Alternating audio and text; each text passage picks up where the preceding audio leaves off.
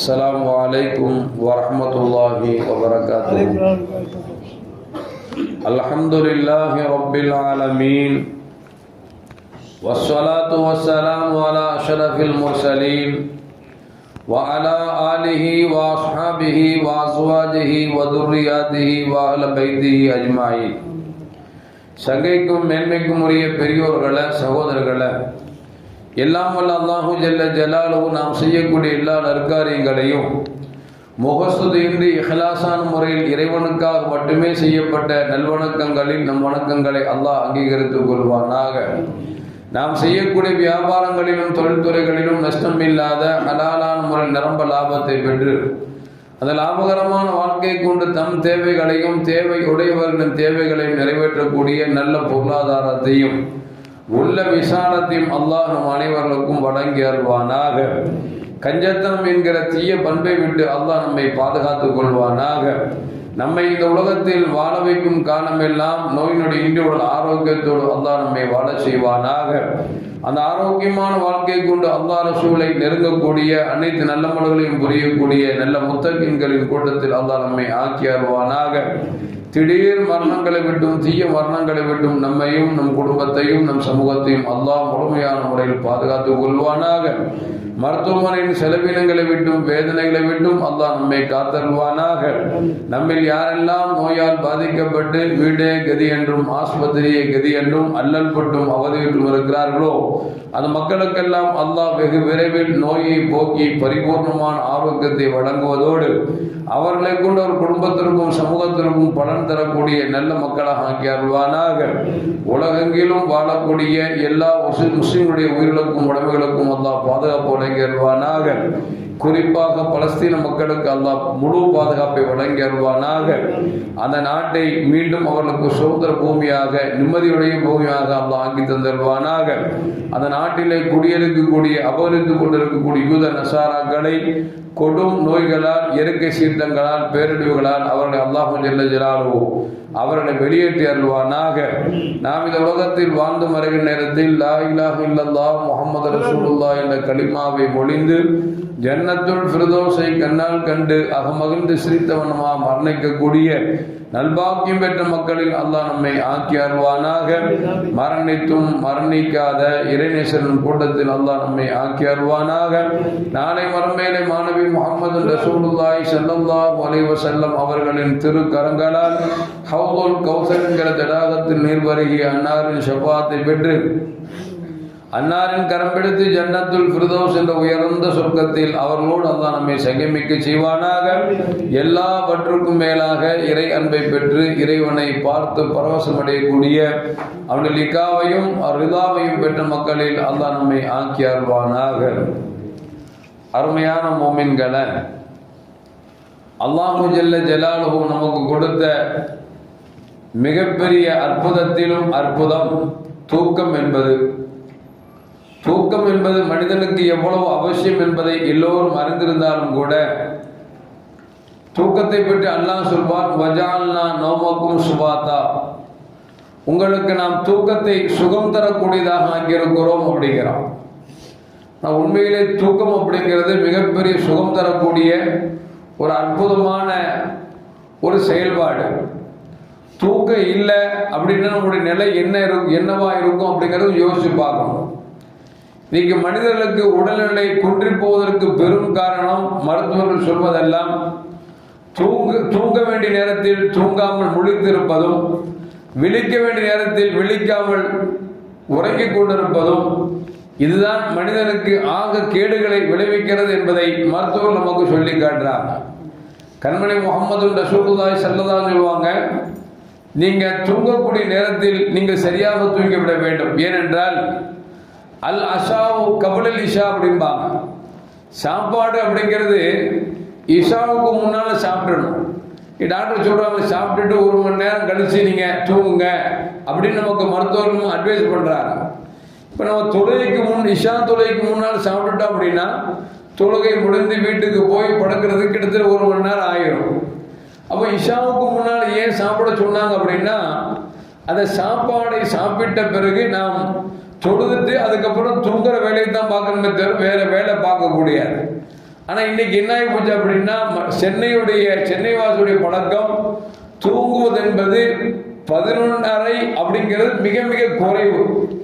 1 மணிக்கு மேல தூங்கக்கூடியவர்கள் பல பேரும் இருக்கிறார்கள். இதனால் என்ன ஆகி போகுது அப்படின்னா, ஒரு நீண்ட வாழ்வு கொடுக்கப்பட்டவர்கள் தங்கள் வாழ்க்கையை சீக்கிரமாக சுருக்கக்கூடிய சூழலுக்கு நாம் தள்ளப்பட்டிருக்கிறோம்.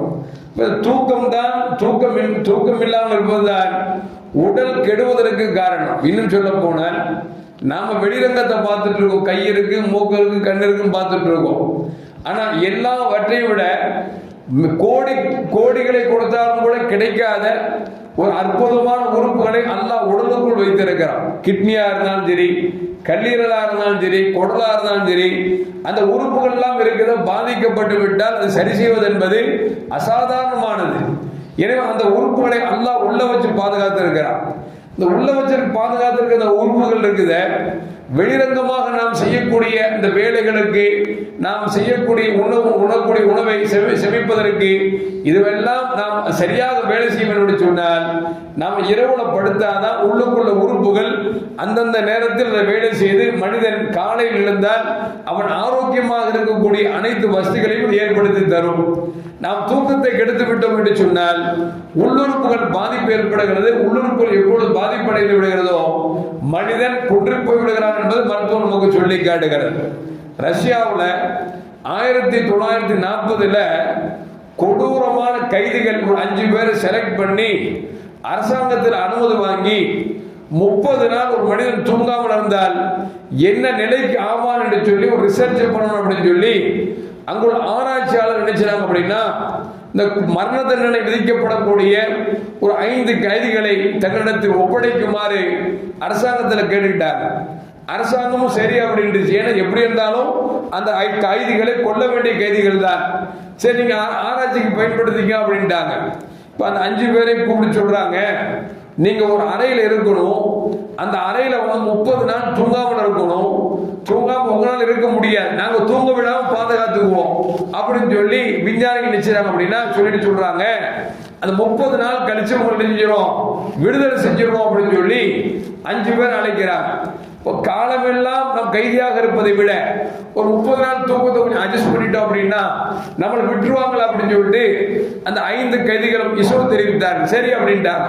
இப்போ 5 கைதிகள் நினைச்சாங்க அப்படின்னா ஒரு அறையில் அடைச்சு அவங்களுக்கு தேவையான உணவு, புக்ஸுகள், என்னெல்லாம் தேவை இருக்குதோ எல்லாத்தையும் கொடுத்து, கட்டல் இல்லாத ஒரு பெட்டையும் கொடுத்து, அவர்களுக்கு டாய்லெட் இருப்பதற்கு கழிவறையும் ஏற்பாடு செய்து எல்லாவற்றையும் உள்ள வசதி கொடுத்துட்டு அந்த அவர் இருக்கக்கூடிய அறையில் கொஞ்சம் கொஞ்சமாக வாயு வெளிப்படுத்தக்கூடிய அளவிற்கு அது ஏற்பாடு செய்து விட்டார்கள்.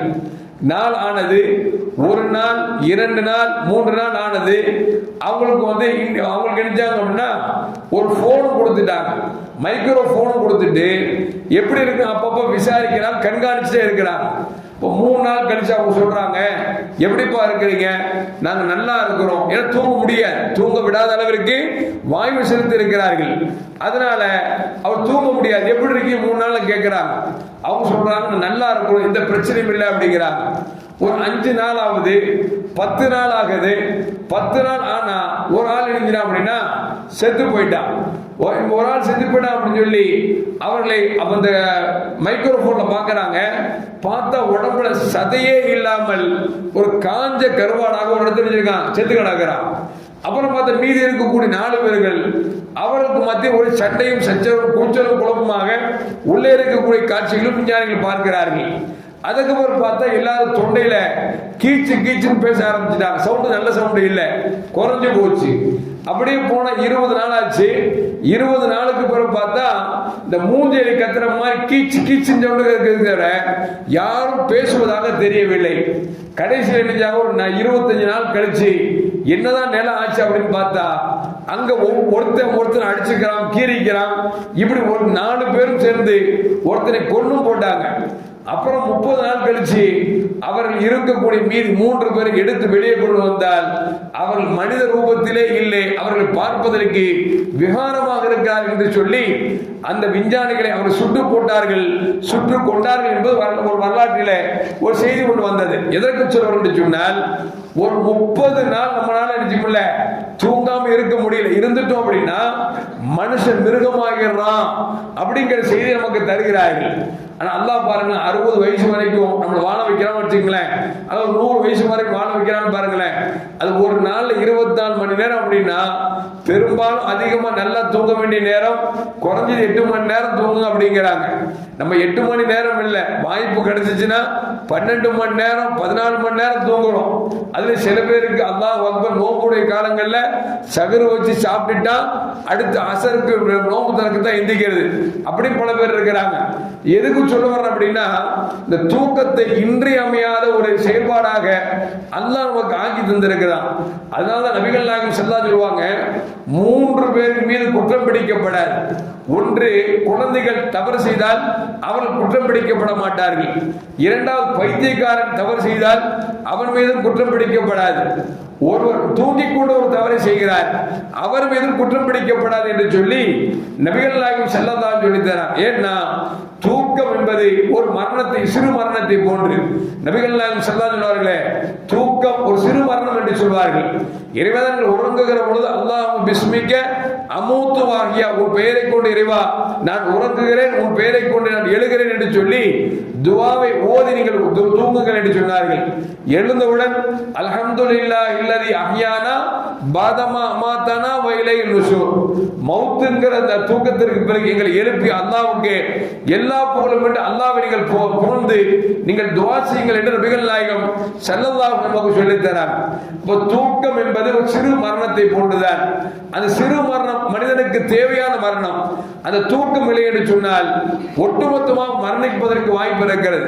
இன்றைக்கு பார்க்கிறோம், பல பெருமக்கள் தூக்கம் வராதன் காரணமாக தூக்கத்திற்கென்று ஒரு மாத்திரை போட்டால் தான் அவர்கள் தூங்கக்கூடிய வாய்ப்பு கிடைக்கிறது. ஏன்னு சொன்னால் அந்த தூக்கம் இல்லை என்று சொன்னால் பைத்தியம் பிடிச்சிருவோம். இன்னும் சொல்ல போனா, வீட்டில் ஒரு 10 பேர் இருக்கிறோம் வச்சுங்களேன், 9 பேர் தூங்கிட்டு இருக்கா, நம்ம மட்டும் முடிச்சிட்டு இருந்தா ஒரு நாள் ஏதோ செல்போனை நோண்டியெல்லாம் புக்கை படிச்சிடலாம், ஹாயா போயிடலாம் வச்சுங்க. 2வது நாள தொடர்ந்து வச்சுங்க, 3வது நாள் தொடர்ந்து வச்சுங்களேன், நம்ம அடுத்தவங்க தூங்க மாட்டோம், நாமளும் தூங்க மாட்டோம். இப்படி நாள் போச்சுன்னா நாம பைத்தியக்காரன் போயிடுவோம். எதுக்கு சொல்ல வர்றோம் அப்படின்னா, அல்லாஹ் சொல்வது போன்று வஜஅல்னா நௌமக்கும் சுபாதா, உங்களுக்கு தூக்கத்தை சுகம் தரக்கூடியதா நாம் ஆக்கியிருக்கிறோம் அப்படிங்கிறான். இப்ப சுகம் தரக்கூடிய அந்த தூக்கத்தை நாம் பொருளாதாரத்தை சேகரிக்கிறோம் என்கிற பேரிலோ அது டைம் பாஸ் என்கிற பேரில் செல்போனை பார்த்தோ டிவிகளை பார்த்தோ தூக்கத்தை கெடுத்தோம் என்று சொன்னால் நம் உடலில் நாமே கெடுத்துக் கொள்கிறோம் என்பதில் எந்த மாற்று கருத்தும் அல்ல. எனவே நமக்கு நோய் இல்லாமல் ஆரோக்கியமாக வாழ வேண்டும் என்று சொன்னால் நபிகள் நாயகம் ஸல்லல்லாஹு அலைஹி வஸல்லம் சொன்னது போன்று இஷாவுக்கு பிறகு தூங்கிட்டு தஹஜ்ஜுதுக்கு எஞ்சம். ஏன்னா ரசூலுல்லாஹி ஸல்லல்லாஹு அலைஹி சொல்லுவாங்க, யார் காலை பொழுது எழுதாமல் தூங்கிக் கொண்டிருக்கிறார்களோ அவர்கள் மறுமையில் இருப்பார்கள் என்று நபிகள் நாயகம் ஸல்லல்லாஹு அலைஹி சொல்றாங்க. இப்ப காலை பொழுது தஹஜ்ஜுது நேரத்தில் எந்திக்கிறது, அந்த நேரத்தில் தஹஜ்ஜுது தொழுவது, அல்லாஹ்விடத்தில் கையேந்தி கேட்பது என்பதெல்லாம் ஒரு மூமினுக்கு கிடைக்கப் பெறக்கூடிய மிகப்பெரிய வாய்ப்பு. இன்னும் சொல்ல போனால், அல்லாஹ் யாரின் மீது நேசம் கொண்டிருக்கிறானோ அவர்களுக்கு மட்டும்தான் தஹஜ்ஜுத் தொழக்கூடிய வாய்ப்பு கிடைக்கும் என்று மேன்மக்கள் நமக்கு சொல்லித் தருகிறார்கள். அப்ப யாரெல்லாம் தொழுகிறாங்களோ அவங்க அல்லாஹ்வுடைய மஹப்பத் இருக்கு அப்படிங்கிற விளங்கிக்கணும். அது முடிஞ்ச வரைக்கும் நாம் தூக்கத்தை கெடுக்காமல் தூங்க வேண்டிய நேரத்தில் தூங்கி எழ வேண்டிய நேரத்தில் எழுந்து அல்லாஹ்வை 2 ரக்காத் தொழுது நமக்கு கேட்கக்கூடிய துஆக்கள் இருக்கிறது. நமக்கு ஏற்பட்டிருக்க எல்லா பீடைகளும் முசீபத்துகளும் நம்மை விட்டு அகலும் என்பதில் மாற்று கருத்தும் அல்ல. எல்லாம் அல்லாஹ் ஜல்ல ஜலாலுஹு அப்படிப்பட்ட நன்மக்களின் கூட்டத்தில் என்னையும் உங்களையும் ஆக்கி அருள்வானாக. அஸ்ஸலாமு அலைக்கும் வரஹ்மத்துல்லாஹி வபரகாத்துஹு. ஸல்லல்லாஹு அலா முஹம்மத் ஸல்லல்லாஹு அலைஹி வஸல்லம். ஸல்லல்லாஹு அலா முஹம்மத் ஸல்லல்லாஹு அலைஹி வஸல்லம். ஸல்லல்லாஹு அலா முஹம்மத் யா ரப்பி ஸல்லி அலைஹி வஸல்லிம்.